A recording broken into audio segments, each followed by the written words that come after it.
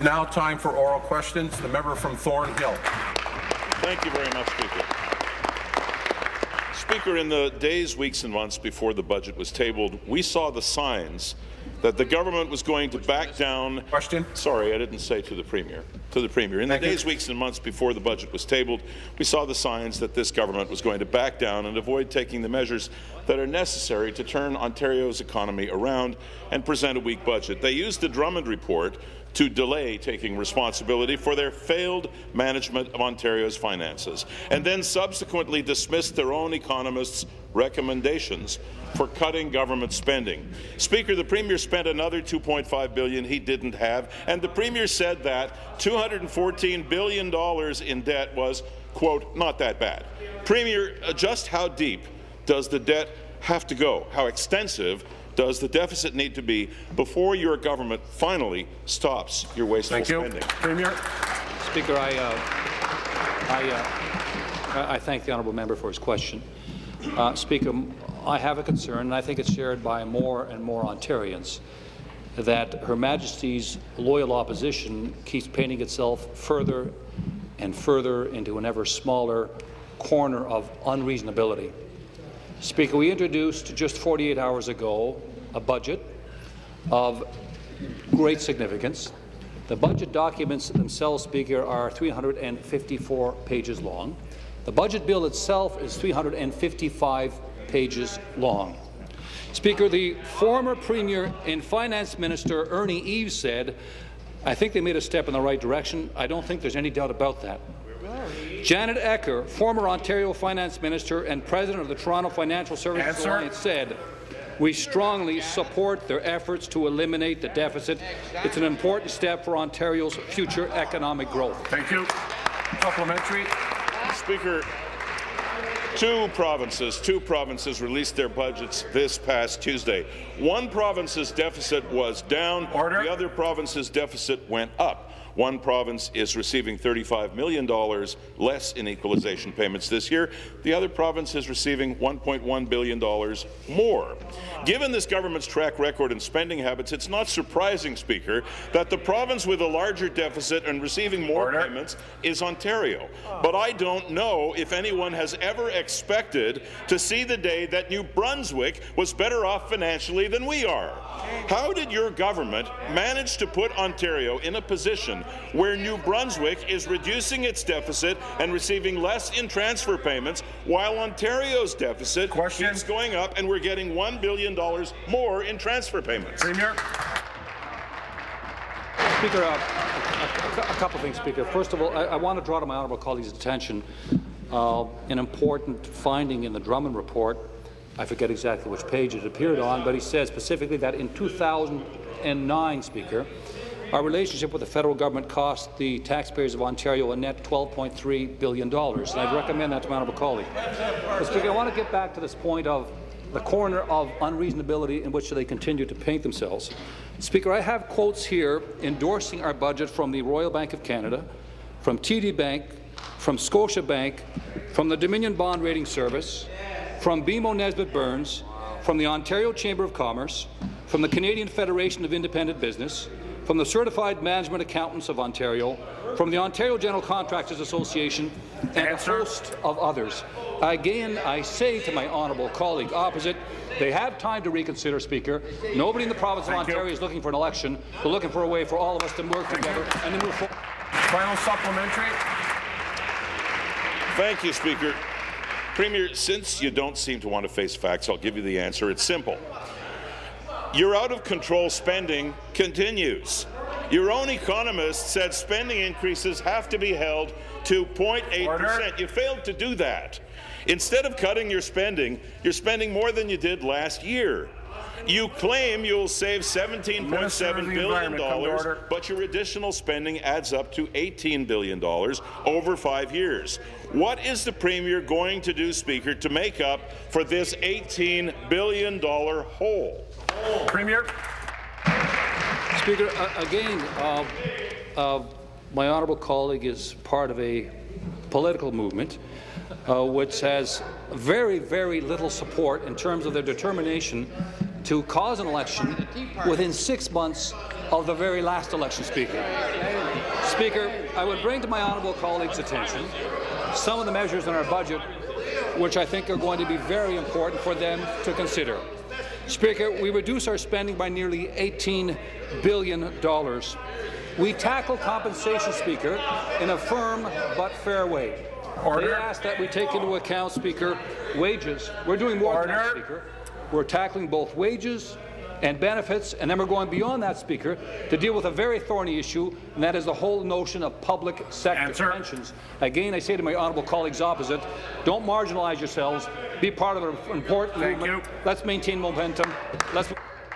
New question, the member from Thornhill. And back to the Premier, Speaker. You know, there's only one person in this entire legislature who, if an election should eventuate, is responsible, and that's Premier McGuinty.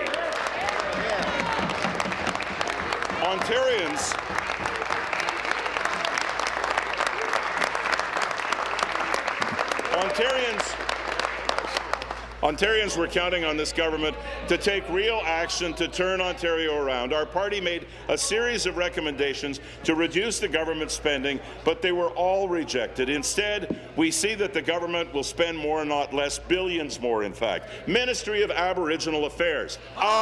Ministry of Consumer Affairs. Ministry of Finance. Ministry of Attorney General.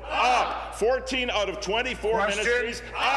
Is it any wonder that when you finally get to the line item, interest on debt, it's up? Thank you. Premier.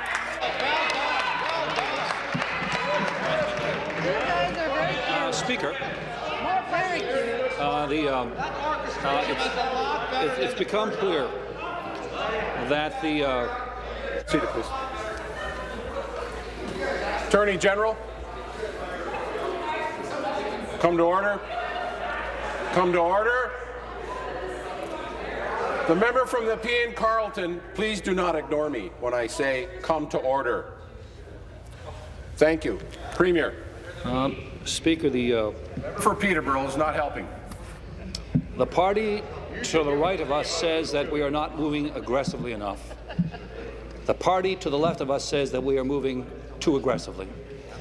That tells us, Speaker, that we probably have it just about right. Speaker, we're holding our spending, Speaker, over the course of the next 3 years at 1%. The Drummond Commission recommended, Speaker, that we hold our health care spending at 2.5%, Speaker. We're bringing in at 2.1%, Speaker.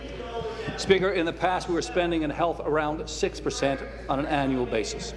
We're doing everything, Speaker, from tackling compensation to reducing the office space used by our public servants by 1 million square feet, Speaker, to reducing the number of workers in the LPS by some 4,900, Speaker. It's a balanced and reasonable and thoughtful budget. Supplementary. Speaker, the budget that this government presented on Tuesday shows that they just don't get it. As the old saying goes, denial is not a river in Egypt.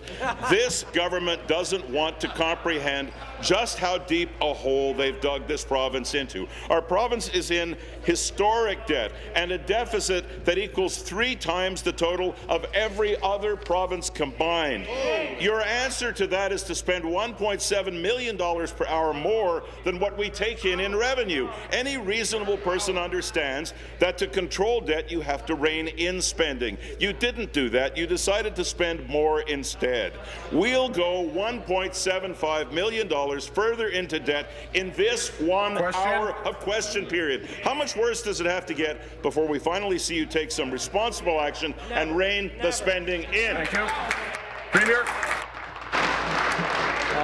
Speaker, I again to say to my honourable colleague that the former leader of the Conservative Party, the former Premier of the province of Ontario, in fact, disagrees with him. Speaker, Mr. Tory just yesterday said, another leader of their party, Speaker, I'm sure they'd be interested in this. I hope there is no election. I think that would be a waste of time and money given everything. I agree with John. Speaker, I say to my honourable colleagues in Her Majesty's official opposition that they give careful consideration as to whether or not the people of Ontario want to be plunged into another election within 6 months of the last one. And if they are truly committed to strengthening our economy, if they're truly committed to Answer. a determined recovery. How is it that they think that a provincial election is going to contribute to that in any way, shape, or form, Speaker? Ask them to consider. Final supplementary. I say again, Speaker, that any election is on him. You have not reduced the deficit, sir, and you are not creating jobs. The 2011 deficit is $15 billion. The 2012 deficit is $15.3 billion. You have put Ontario on a disastrous path to a $30 billion deficit, and your broken promises will cost our province 30,000 jobs. The Ontario PC Party cannot support a $30 billion deficit. We cannot support more debt. We cannot, and we will not support a further 30,000 job losses. How can you stand here today and pretend that this budget makes tough choices when the deficit is increasing, when spending is increasing, and when debt is increasing? Thank you. Premier. Speaker, I don't understand the 30,000 job losses. I think it's a matter of fiction. Again, Speaker, if they have a written plan, Speaker, if they have a written plan they're prepared to put forward, I'd like to see that. I want to repeat, Speaker, the budget documents that we put out 48 hours ago are 350 pages. The budget bill itself is over 350 pages, Speaker. I say to my honourable colleague once again, I'd ask them to take the time to be reflective, to give some serious consideration to the substantive elements that we've introduced by means of this budget. It does protect health care, it does protect education, it does balance the budget, Speaker, and it does build the foundation for jobs and growth. Thank you. New question.